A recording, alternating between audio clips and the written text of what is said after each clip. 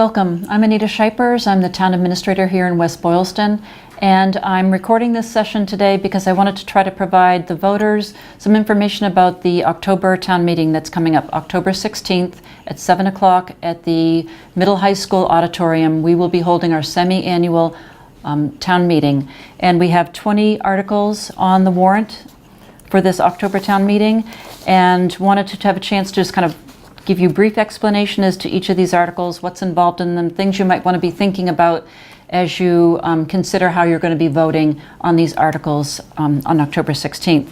So many of the articles that we have on this warrant are similar articles that you've seen in other town meeting warrants.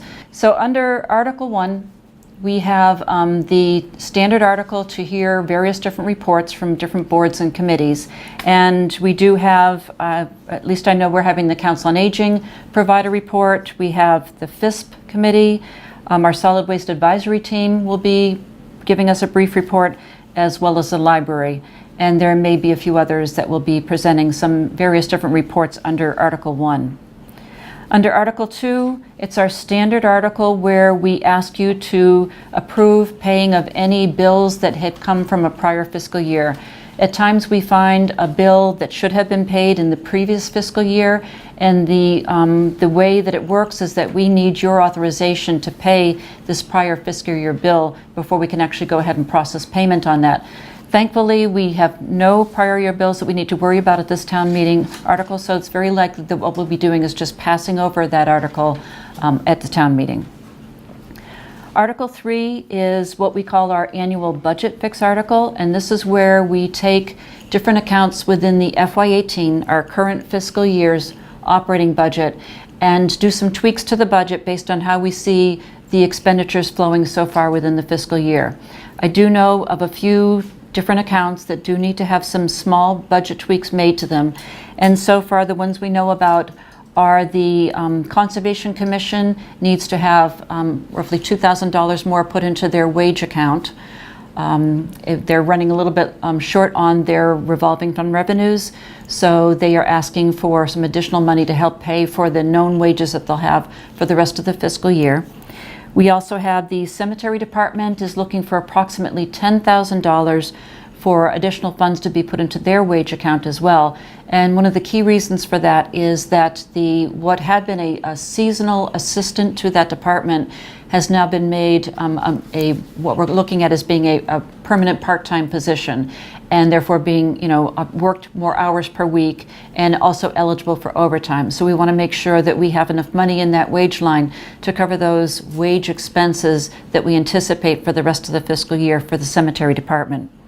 We also have the need to transfer $5,000 into the West Boylston Public Access Cable Fund, and that's basically due to the fact that when we set up the original FY18 budget this past spring at our Springtown meeting, there was a clerical error in the warrant, and we need to make sure that the money that we are taking from the Cable Reserve Fund, which was voted at town meeting at roughly $55,000, we need to have the actual budget itself be that same dollar value, and it wasn't. The actual budget that was voted at town meeting in the spring was for $50,000 some odd dollars. So we just want to make sure that we're doing the proper thing in terms of accounting and add that $5,000 to the cable budget, and that would be in the wage portion of the public access cable TV program budget. There may be other budget fixes that we need to do. The accountant is still looking at all the accounts, and there may be one or two other small items that we have to deal with, but those are the known items that we have so far. Under Article 4, I've been getting a lot of questions from people about this one.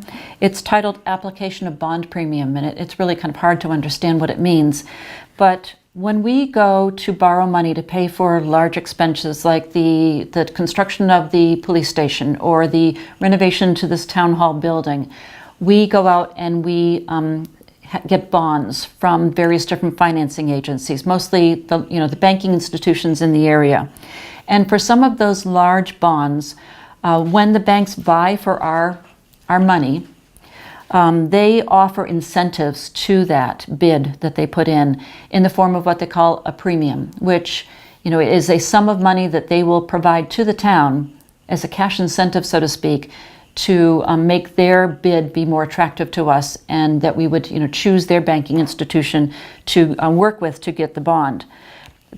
The analogy that I've been using with some people is that it's very similar to when you go to buy a car, and some dealerships will say, we'll give you $3,000 cash back if you buy this make and model of our vehicle. So it's very similar. What it is that cash back, or this premium, had in the past been allowed to be used to pay what we call the issuance costs, similar to the cost of closing on a mortgage. So state law had allowed the premiums to be used for the issuance costs, or also to pay for the annual principal and interest costs for the actual borrowing itself. But with a new state law, we now have the ability, if we accept that state law, to take anything that's left over from that premium amount and apply it to the actual project cost itself. So say if after we pay the issuance costs for town hall construction, police station construction, if we had, say, $10,000 left, we could take that $10,000 and apply it to the actual borrowing, therefore reducing the amount we actually borrow by that $10,000. We can't do that unless we accept this provision of state law. And there is a retroactive factor to this, in that we're asking that this decision, this acceptance of state law, apply to other past votes we've taken on past borrowings for the town hall, for the police station, so that when we go to do our permanent borrowing for those two big projects this November, and you'll be hearing more about that after town meeting, but when we do the permanent borrowing, we'd like to have this statute apply so that we can take the premiums for that large permanent borrowing and apply it to project costs if there's anything left. And if, that is, it's a kind of a difficult concept, and, as I'll say later, I'll be more than happy to take any phone calls or emails if people have more questions about that. So Article 5 is where we're looking to get authorization to replace Ambulance 2 for the fire department. And with me today I have Fire Chief Tom Welsh, and I actually like to ask Tom to join me at the table and help explain what we're talking about in terms of this ambulance. Thanks, Tom. Thank you for having me. I appreciate it. So you can introduce yourself? My name's Tom Welsh, Fire Chief with the West Boylston Fire Department. I've been your Fire Chief for approximately 5 years now. And we're looking to replace our 2008 Ambulance 2, which is a Ford Econoline van type truck. And it's approaching its 10-year mark, which is what we've been using for a scheduling guideline through the years. We've been trying to replace an ambulance every 5 years, and we're on a 10-year schedule with each truck. Mm-hmm. With an emergency ambulance, it goes out the door, it's hard miles. They put the pedal to the metal and they go to the emergency response, see what they have to deal with, package the patient, and they transport that patient. So we're looking to replace this truck due to, in the last 3 years, the expenses have grown on repairs. It would cost us about $7,500 in the last 3 years. On top of the preventative maintenance, these were for oil leaks and fuel filter problems that they found when they did their annual inspection over the years. And they were repairs that had to go to an outside service because they had to pull the motor, and it was just too big of a job for our DPW to handle. Okay. So again, they just seem to keep growing, and we have concerns because after 2 years the oil leak has returned, and it's just concerning to see that. So you're seeing increasing maintenance costs on this? Yes. And it hasn't been going out the door as much because the newer ambulance is run first. This one is only run second. So we do about 325 ambulance calls a year. And the older ambulance did about 40 of those calls. And they were probably on top of a call with the first ambulance already out the door. Okay. So it's our backup to the ambulance, so when the other ambulance needs repair, we're not out of service. We don't have to wait for another town. We still have an emergency ambulance available to us. So. But it sounds like it's becoming less reliable as time goes on. It is, and it's concerning that as they get older, there's again, these are hard miles. Fire apparatus are only going 13 square miles in town, and then to the hospitals another about 8.5 miles. So. Okay. So under this article, we're going to be asking voters to approve the sum of $295,000 to purchase this replacement ambulance.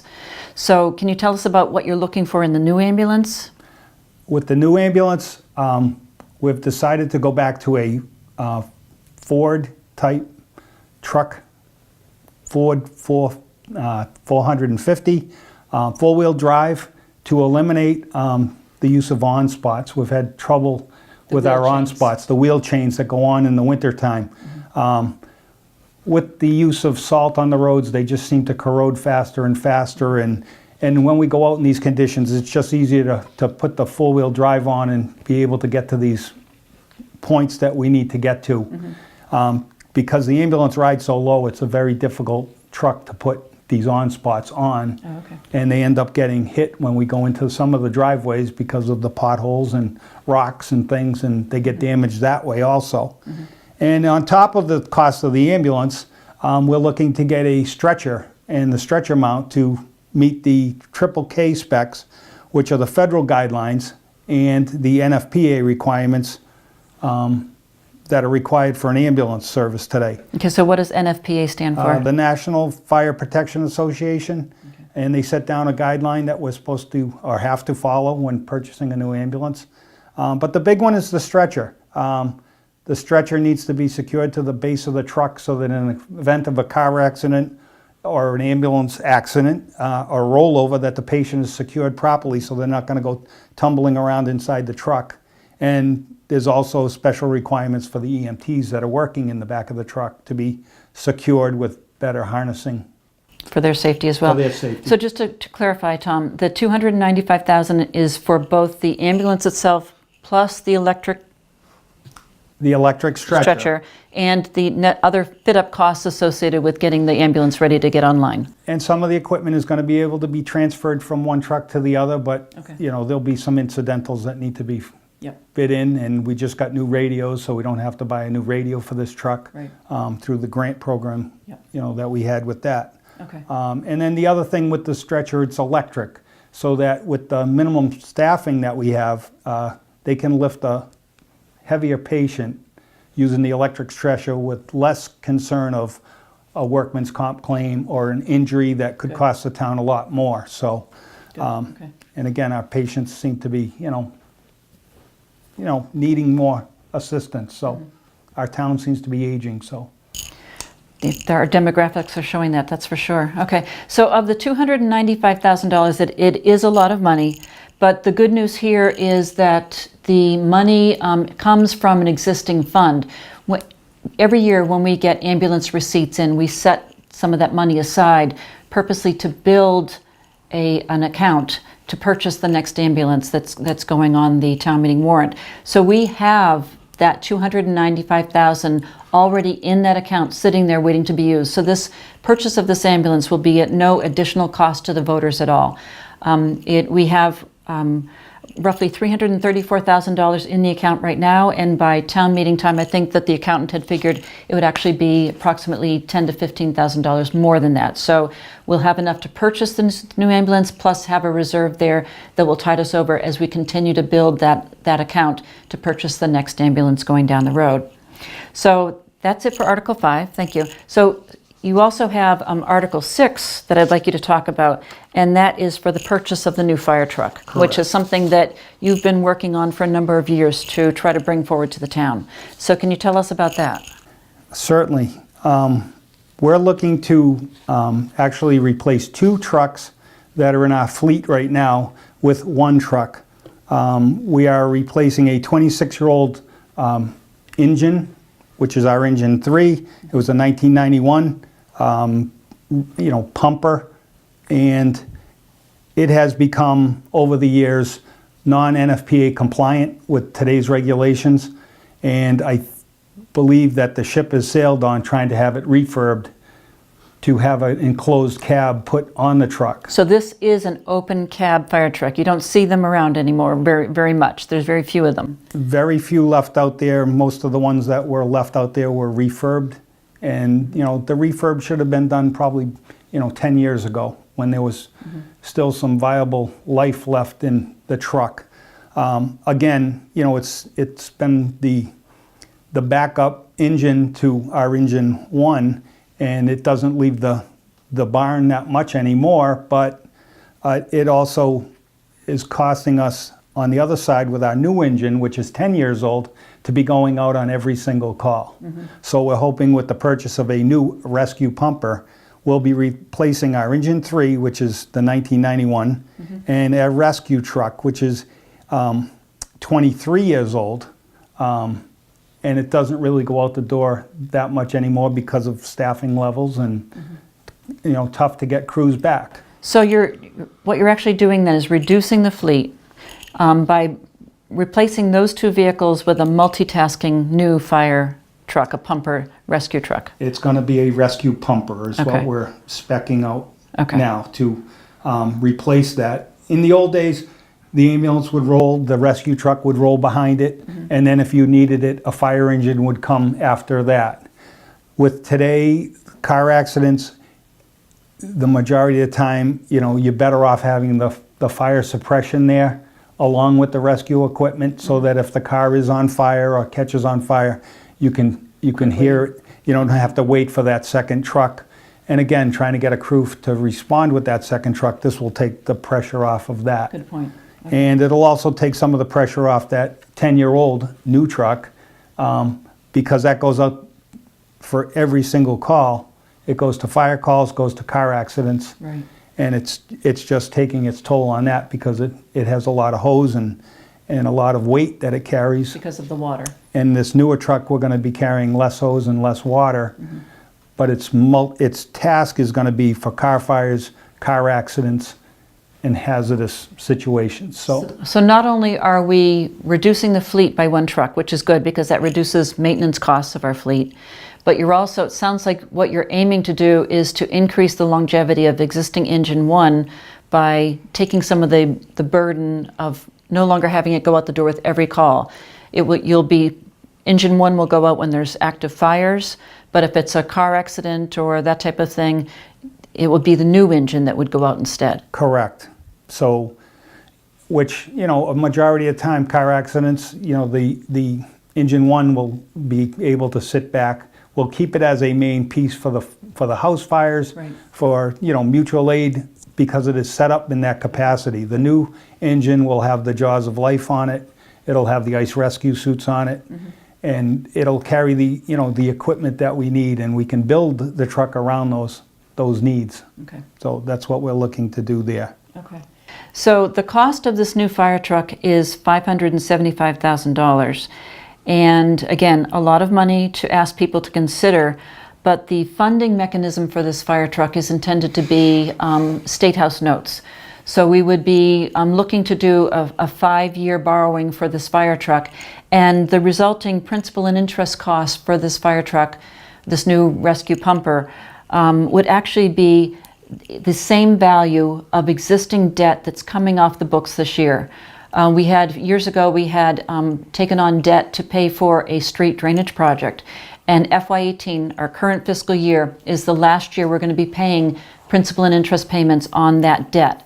So with the anticipation that we would be getting this new truck online, and we would be starting to pay for it in FY19, because it takes time to actually have the truck arrive in station and for us to pay for it, it would be the next fiscal year. And so the debt that's coming off the books for that old street drainage project will be replaced with the debt for the fire truck. So really what it means is that there's no increase in taxes because of this. We're just taking taxes you've already been paying for this old street drainage project and now applying those principal and interest payments to the new fire truck. Is there anything else that we forgot to talk about for that? Just on that note, again, we've tried to apply for the Assistance to Firefighter grant to go for this fire truck, and there weren't many given to the state, but we at least tried. And I'm afraid that, as time progresses, these grants are going to get harder and harder to get for us. But one of the things that they were very excited about at the grant program was that we were reducing our fleet. And, we thought that might be our help to get us over, to at least get us in the running. And, so they're proponents of, downsizing the fleets when you can. Yep. Okay, awesome. Thanks. Okay, moving on to Article 7. This is where we're asking the voters to approve the purchase of a new replacement truck for the DPW. And I have with me today Butch Jackson, who's our DPW director. Butch, you want to come up to the table and help me talk about this one? Certainly. It's a lot less complicated than Tom's. Okay, so introduce Wes yourself Jackson. again. How long have you been with us? I've been here for 15 months. I'm the DPW director. And we have a 2006 Ford F-150 pickup. And primarily we use this for the Parks Department. We have 2 guys in the Parks Department, and we have 2 large zero-turn mowers that we transport around town. And you've probably seen the large gray trailer and the gray pickup truck around town. And all the other tools that these guys use in their lawn care are in that truck. And in the wintertime, this truck is primarily a plow truck. We use a big truck, a large truck, and a small truck in each neighborhood for the plowing in the wintertime. This truck has 129,000 miles. The rear fender panels are severely rusted, and if you've seen the truck, we've actually patched around above the rear wheels so that we can get an inspection sticker for this truck recently. The frame and bed rails are heavily rusted, and some need to be replaced, and the plow frame is cracked and it needs new plow plates. In the last 3 years, we've spent almost $9,000 in parts and a little over $1,000 in labor, and it's time to replace this truck. Okay. So you're asking for consideration of $42,000 to purchase this new truck, and it would include the plow and other miscellaneous expenses with fit up of the truck. Yep. And this is currently an item that's being considered by the Capital Board. The Capital Committee, Finance Committee is meeting on October 10th, and they'll be making decisions about whether or not they'll be recommending this to be purchased through the Capital Investment Fund that the town maintains. If the Capital Committee determines it's not an appropriate use of the Capital Investment Fund, there's potential for us to consider using available free cash to purchase this as well. So at this point, I'm not sure whether the motion on this article will be to use capital investment funds or if it would be to use free cash, but we will know that after we have our meeting with the Finance Committee / Capital Investment Board next Tuesday. Okay. So, okay, anything else you can think of that you... That's all I have. Okay, all right, thank you very much. Appreciate that. Okay, Article 8 is where we're asking voters to approve some funds to pay for resurfacing of the tennis courts and the basketball courts at Goodale Park. According to Jim Padone, the chair of the Parks Commission, he's looking to resurface these courts because in each of the cases, the surface has become worn and they're starting to develop small cracks within the actual surface of the courts themselves. And they feel that this would be a proactive measure to maintain the life of the court surface by resurfacing it now before those cracks become any larger. It would actually allow the useful life of those courts to continue. So that dollar amount that they're looking at is $35,000. And again, this is something that's being considered by the Capital Investment Board, but if they determine that it's not an appropriate use of their capital investment fund, we would look to see if the voters would be willing to pay for this amount out of our free cash. And I can take a moment to talk about free cash right now. We have good news on that.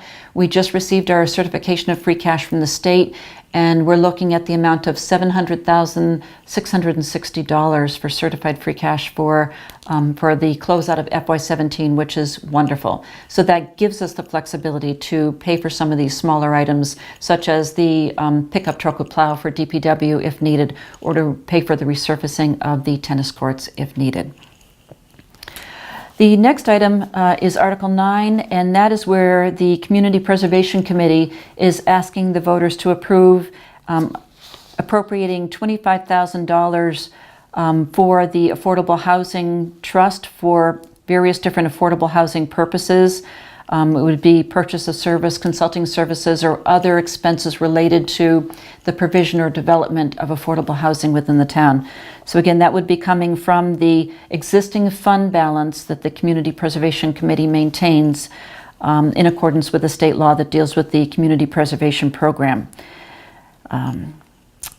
Article 10 is authorization to spend some funds from the West Boylston Public Access TV Reserve Fund. The newly formed PEG Board is looking to do some improvements within the structure of the cable system here at the Town Hall building. We currently are able only to do a live broadcast of one meeting at a time, and as you've probably seen from our meeting schedules, we often have 2 major boards or committees meeting at the same time during our weeknights. So one of the provisions that they're trying to do is to add additional equipment that would allow the live broadcast of 2 meetings in 2 different rooms at the same time. That would make for better coverage of our meetings and would make it easier on staffing as well, because currently any second meeting taking place requires the setup and use of a portable camera, which is much more difficult and requires extra people to handle that. Along with that, we're looking to do some improvements to the meeting rooms, putting in some sound panels so that it will do some sound attenuation. We have some echoes that you might have heard when you're watching our various different meetings on TV. And by putting these sound attenuation panels into those rooms, it will help reduce that echo. It will help improve the sound quality that you hear during the broadcast of our various different board and committee meetings. And also another feature is that we'll be looking to mount some monitors or TV type monitor panels on our walls to use for projection of any different presentations that are done at any of our board meetings. You may have watched selectmen meetings where at this point we have one of the older projection screens that we have to hook up, and we actually broadcast on the blank wall. And by using these new monitors and having everything done in such a way that it's a quick connect from the laptop that's being used to control the presentation, it will make for a much better viewing experience, not only for people in the room, but it will allow the broadcast, the actual presentation, to be directly connected to the TV camera equipment, so that you'll be getting a very crisp, clear image of the presentations that are part of that important discussion during those meetings. So those are the items that we're looking to do for the under Article 10 for the West Boylston Public Access TV. The dollar amount on that is not yet known. The PEG board will be meeting on October 10th and will determine the final dollar amount to be putting into this article at that time. So you'll be hearing more about that probably next week. Article 11 is asking the voters to approve expending some money from our sewer enterprise fund. For our sewer division of our DPW, we've set up an enterprise fund, which is a separate funding mechanism so that all of the fees that are paid in for people who are connected to the sewer, that money goes into a separate account and it's used to pay for all the expenses of operating the sewer system. So that's what we call our sewer enterprise fund. And we have, within the past year, been working with DEP to become in compliance with their new mandate that we have to do what they're calling an inflow and infiltration study, meaning we have to look at our system and determine if we have any issues with water seeping into our sewer pipes. With any sewer system, there will be some leaks in the joints, no matter how well it was originally installed. And water can actually seep in, and especially in groundwater during the spring rains or heavy rainflows. If the water level is high, it can actually seep into the sewer pipes, and it increases the volume of the material that flows off to the sewer treatment plant that we have in Upper Blackstone. And that obviously adds to the cost of what we're paying for treatment of our sewer flows, but it also puts an extra burden on all the pumps and all the different components of our sewer system that we run. So the DEP has mandated that we do a study to determine what degree of I&I, inflow and infiltration, we have in our system, and to repair those issues, those leaks, those problems as we find them. We've worked with our engineer to develop a multi-year plan to address this in accordance with the DEP requirement. And what we're asking voters is to approve the year one expense of that multi-year plan. And what we're asking is the amount of $81,000, which would be money for us to go ahead and do a complete GIS mapping of our entire sewer system, which we have not done before. And it would involve developing the different layers of the GIS maps of the system, and it would involve a lot of field work to get out there and actually, do the survey, etc. of the plan.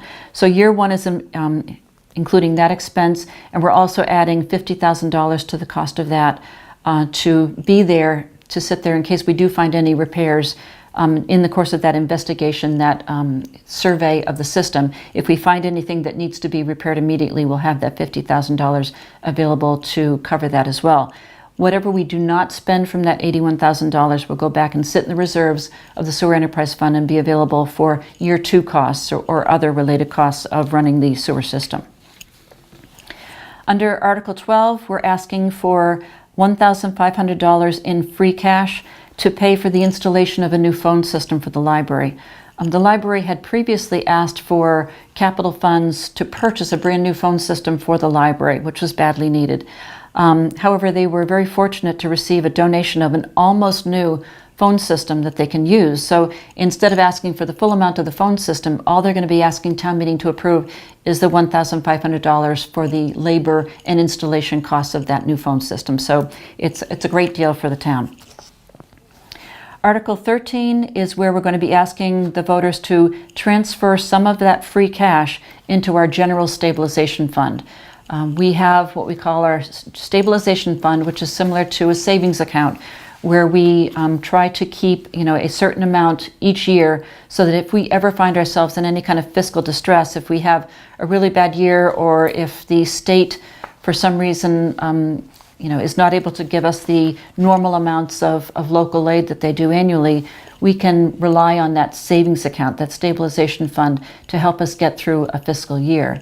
And each year we try to put additional free cash money into that so that we build that account so we have a good safety net in place. We don't know yet what that value will be.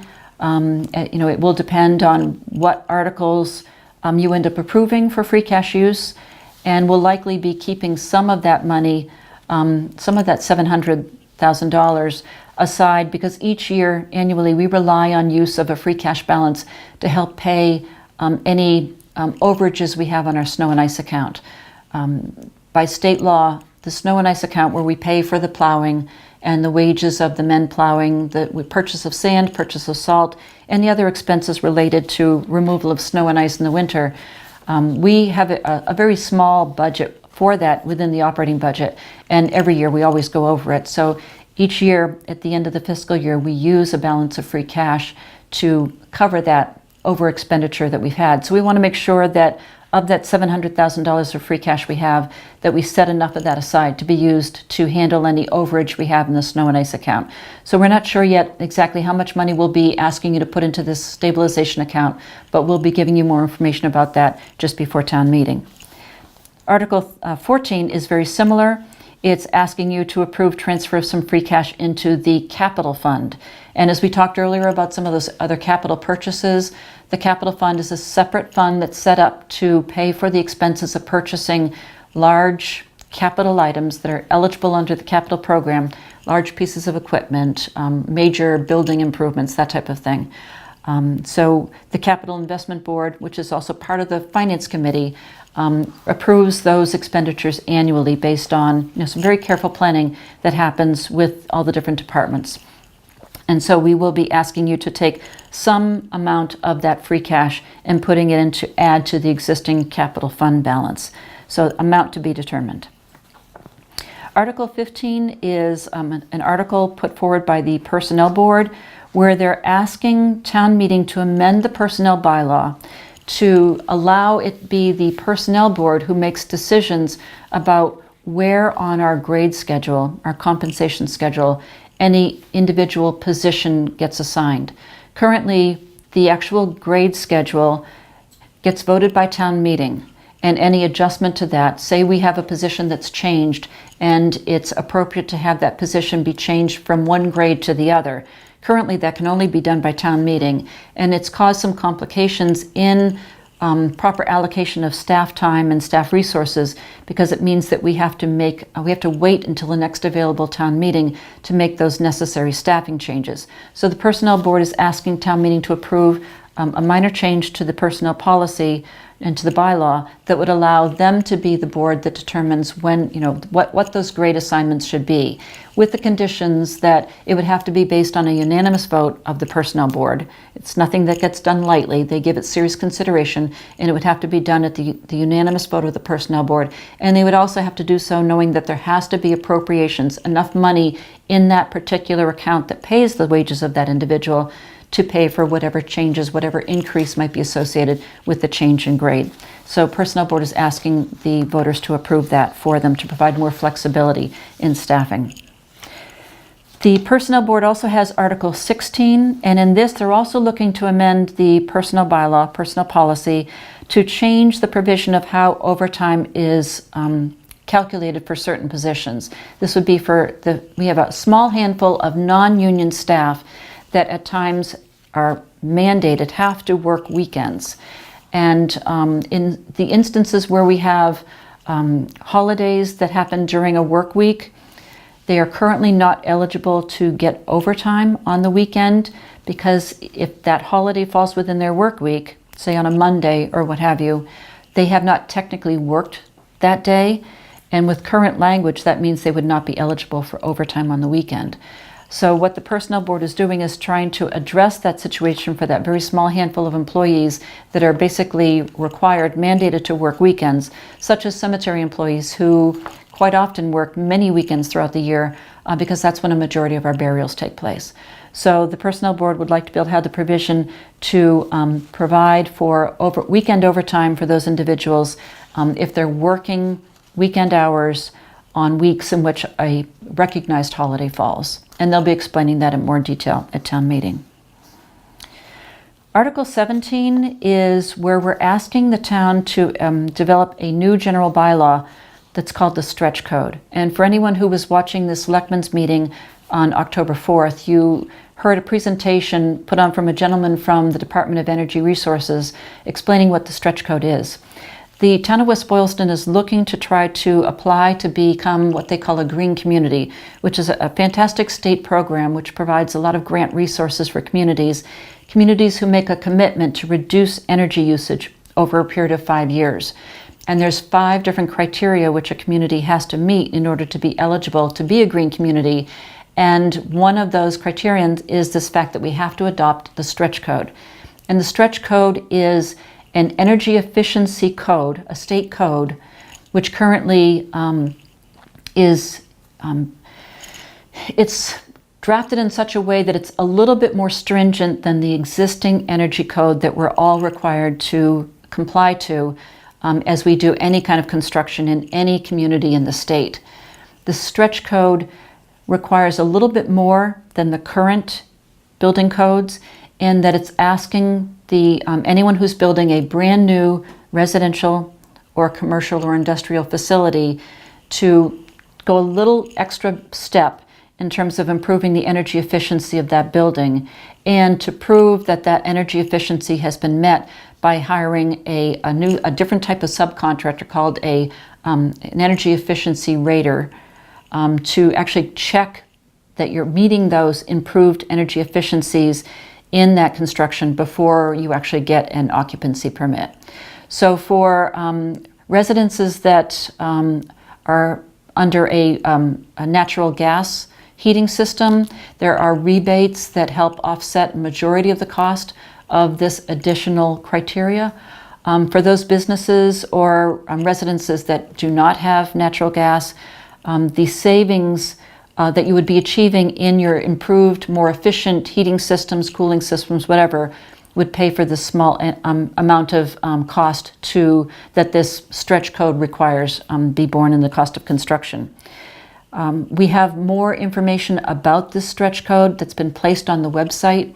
If you look on the town meeting page of the website, you'll see the very detailed presentation that was provided at the October 4th town meeting. And also, if you go to the West Boylston Access TV section of the website and you go to YouTube, you can actually watch the October 4th Selectmen's meeting and watch that section of the meeting where that presentation was done. And I think it will give you a lot of good information about what we're really after in this stretch code adoption. And obviously we'll be providing more information about it at town meeting itself. The other article to amend general bylaws is Article 18. And this article is asking voters to amend the general bylaws to basically prohibit the sales of recreational marijuana.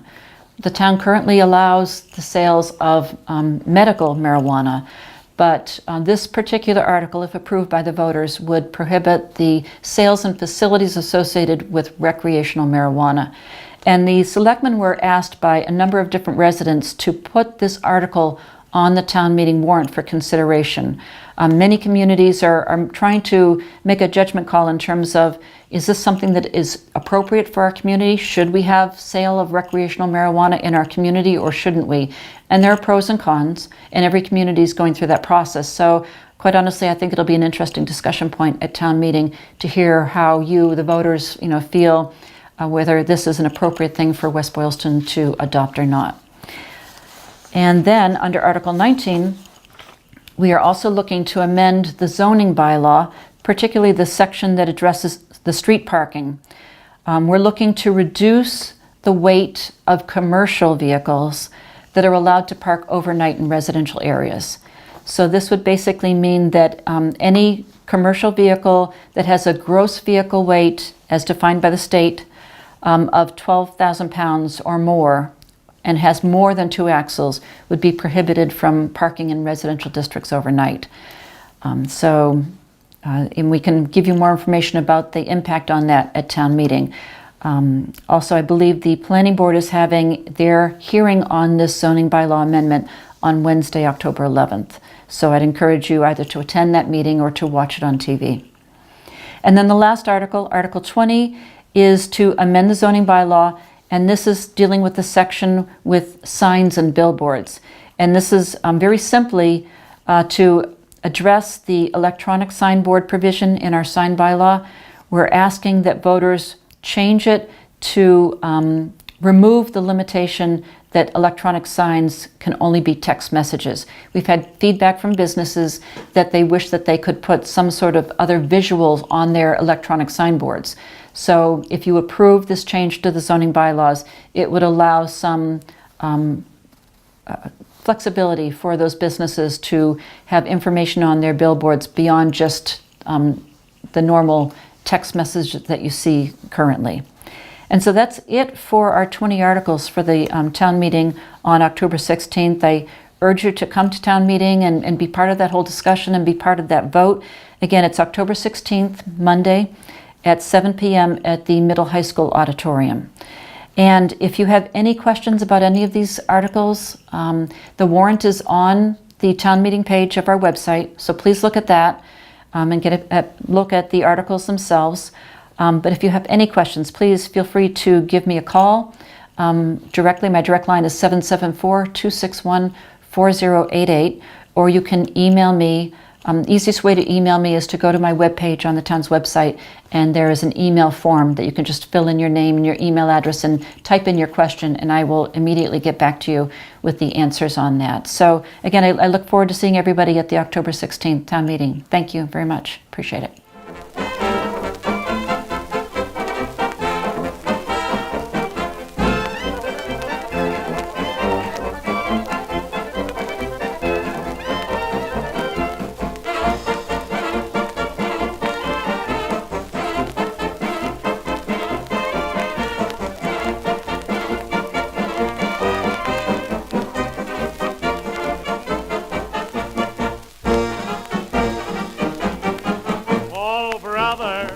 Let's have another. We're gonna dance and sing the night away. Oh, sister, don't call me mister, 'cause we are all good friends in every way. We'll get the band to play a brand new polka tune. We'll turn November